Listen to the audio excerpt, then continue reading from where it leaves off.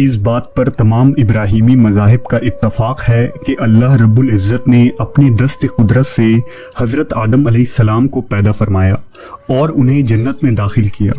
کچھ عرصے بعد آدم کی دلجوئی کے لیے اللہ نے آپ کے بائیں پسلی سے اماں حوا کو پیدا کیا اور دونوں بہشت میں رہنے کے بعد اس زمین پر تشریف لائے۔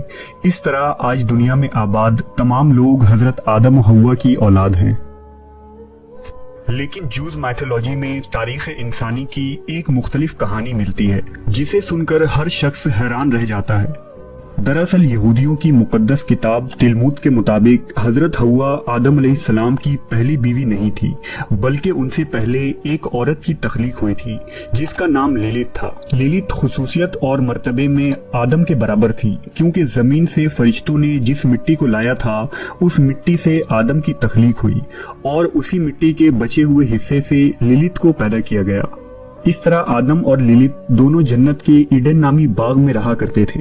آدم اور لیلت کے درمیان اول دن سے ہی اختلاف پیدا ہو گیا، کیونکہ آدم کا ماننا یہ تھا کہ وہ لیلت سے بہتر ہے اور جنسی اعتبار سے لیلت کا درجہ ان سے کم ہوگا، جبکہ لیلت ہر صورت اسے تسلیم کرنے کے لیے تیار نہ تھی اور وہ خود کو آدم کے برابر خیال کرتی تھی۔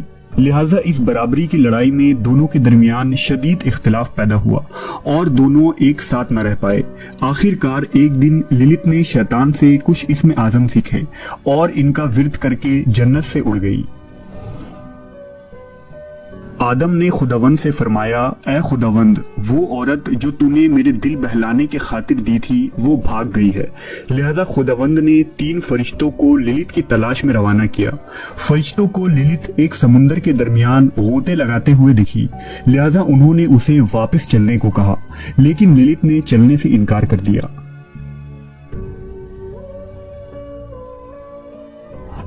لیلت کے جانے کے بعد خداوند نے آدم کے بائیں پسلی سے ایو یعنی بی بی حوا کو پیدا فرمایا اور دونوں خوشی سے جنت میں رہنے لگے۔ کہتے ہیں کہ جب لیلت کو یہ پتا چلا کہ جنت میں آدم اپنی دوسری بیوی حوا کے ساتھ آرام و آرائش کی زندگی گزار رہا ہے تو وہ بہت بے چین ہوئی اور اس نے یہ ارادہ کر لیا کہ وہ آدم و حوا کو بھی جنت سے نکلوا دے گی۔ لہذا اس نے ابلیس کے ساتھ معاہدہ کر لیا اور ابلیس کے کہنے پر ایک سانپ کا روپ دھار کر جنت میں داخل ہوئی۔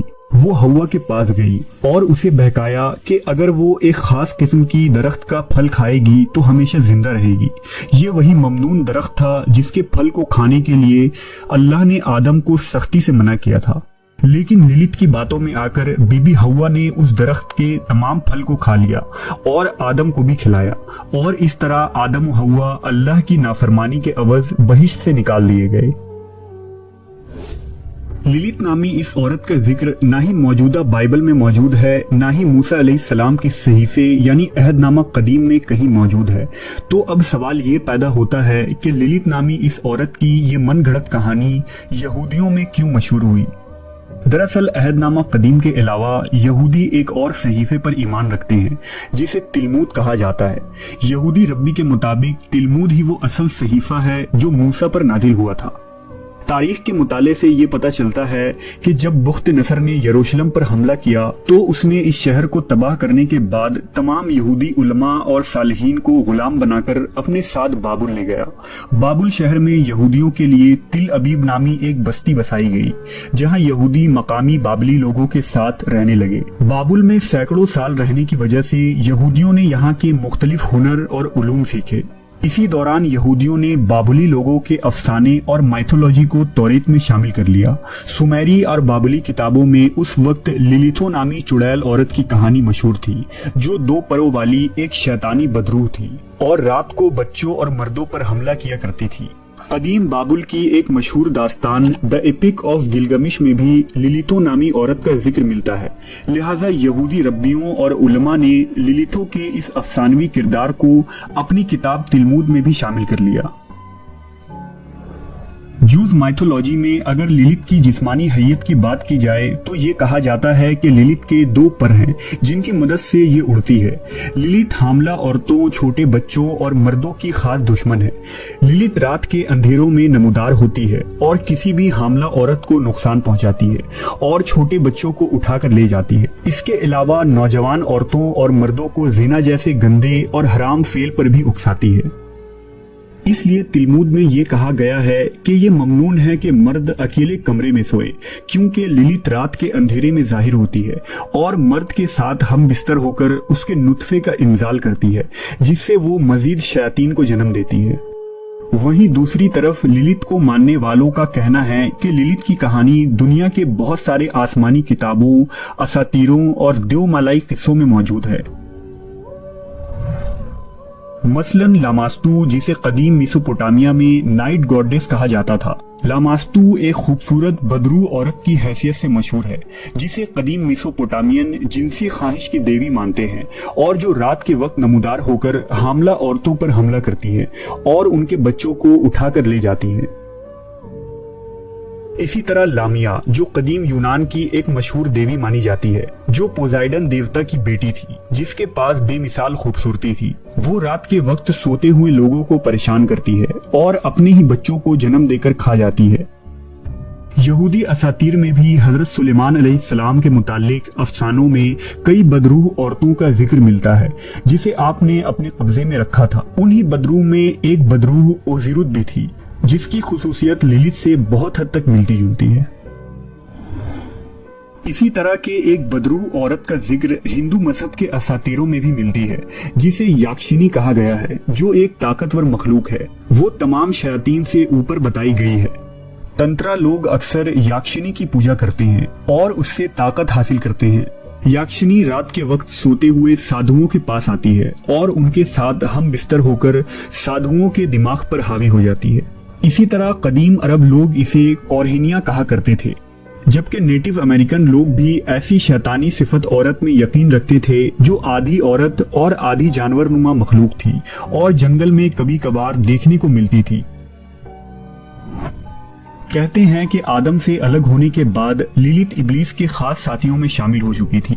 इसलिए अहले यहूद और शयातीन फिरके के लोग, जिन्हें कबालिस्ट भी कहा जाता है, ये लोग जादू टोने और सिफली इल्म सीखने और सिखाने के लिए लिलित की पूजा किया करते हैं। दौरे अहद वस्ता में दुनिया भर की चुड़ैलें तरह तरह के सिफली अमलियात करके लिलित को खुश करने की कोशिश किया करती थी, जिसमें वो जानवरों की बलि देकर और अपना खून लिलित को चढ़ाकर उससे जुड़ने की कोशिश करती हैं। साल 1899 में चार्ल्स लेलैंड ने अरादिया और द गॉस्पेल ऑफ विचर्स नामी किताब की तसनीफ की, जिसमें अरादिया नामी एक शैतान सिफत औरत का जिक्र मिलता है, जो इस जमीन पर आकर काले जादू और सिफली इल्म लोगों को सिखाती है। चार्ल्स ने लिलित को ही अरादिया का दूसरा नाम करार दिया है और बताया है कि चुड़ैल और कबाला इल्म के माहिरीन कदीम जमाने से ही लिलित की पूजा करते आए हैं, जो इस कायनात की कदीम तरीन मखलूक है। इसमें कोई शक नहीं कि लिलित का ये किरदार और इससे जुड़ी तमाम बातें सिर्फ और सिर्फ किस्से, कहानियां और खुराफात हैं। और आज भी अहले यहूद लिलित को ही हजरत आदम अलैहिस्सलाम की पहली बीवी समझते हैं। लेकिन अगर लिलित की किरदार में कोई हकीकत होती तो कुरान मजीद में इसका कोई जिक्र जरूर मौजूद होता। कुरान मजीद इस मौजू पर साफ नजरिया पेश करता है कि पहले आदम अलैहिस्सलाम की तख्लीक हुई और फिर बीबी हव्वा की, और इस तरह बनी नू इंसान इस जोड़े से वजूद में आए। अगर इस दौरे जदीद की बात की जाए तो लिलित को एक ऐसी औरत के तौर पर पेश किया जाता है जो औरतों की आजादी की अलम बरदार है, जबकि ये बात अकल के बईद है कि एक शैतान को इस कदर अहमियत दी जाए। इसका अंदाजा इस बात से लगाया जा सकता है कि लिलित के नाम से वेस्ट में नॉवेल, शायरी और म्यूजिक कंपोज किए जाते हैं, और लिलित को आजादी के लिए जद्दोजहद करने वाली एक अजीम औरत के तौर पर पेश किया जाता है, जो औरतों के हक के लिए आदम के खिलाफ हो गई और उसने खुदा से बगावत की। यही नजरिया जदीद यूरोप में परवान चढ़ा, जहां फेमिनिज्म के नाम पर खवातीन जिनसी ताल्लुकात की मुकम्मल आजादी चाहती हैं। यहाँ सबसे बड़ा सवाल यह है कि अगर कोई शख्स सब कुछ कुर्बान करके सिर्फ अपना आप बचा लेता है तो उसने क्या हासिल किया।